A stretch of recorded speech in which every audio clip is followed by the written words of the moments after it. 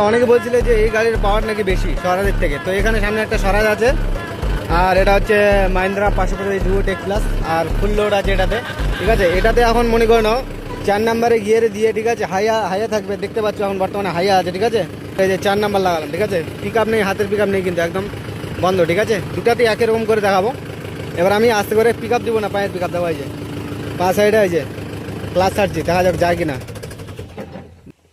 তো গাইস, এই গাড়ি বন্ধ হয়ে গেল, টানতে পারলো না। তো যাই হোক, এটাই তোমাকে এখন আমি স্বরাজে করে দেখাচ্ছি, চলো।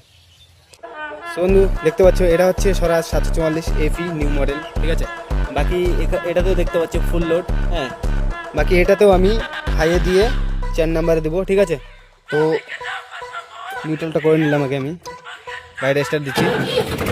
ঠিক আছে, দেখো হাতের পিক আপ এই যে নেই ঠেকাই দিলাম, এই যে ঠেকাই দিচ্ছি, পুরো ঠেকাই দিচ্ছি। ঠিক আছে, এই যে নেই, আর এই যে পায়ের পিক আপ রাখবো না, পায়ের পিক আপ যে 5 সাইড করে নিলাম। ঠিক আছে, এবার এটা হাইয়ে দিলাম, এটা 4 নম্বরে দিলাম। ঠিক আছে, দেখো টানতে পারছে না।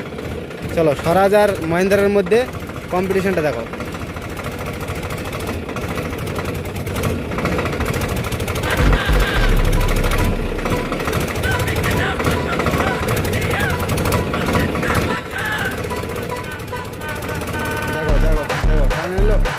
দেখো টানে নিচ্ছে, এই যে দেখতে পাচ্ছ, পাওয়া কিন্তু নেই, কিন্তু পিক আপে একদম। এই দেখো টেনে নিলো। তো এই জন্য কথায় আছে বন্ধু, যে স্বরাজ জান ছেড়ে দেবে তবুও দম ছাড়বে না।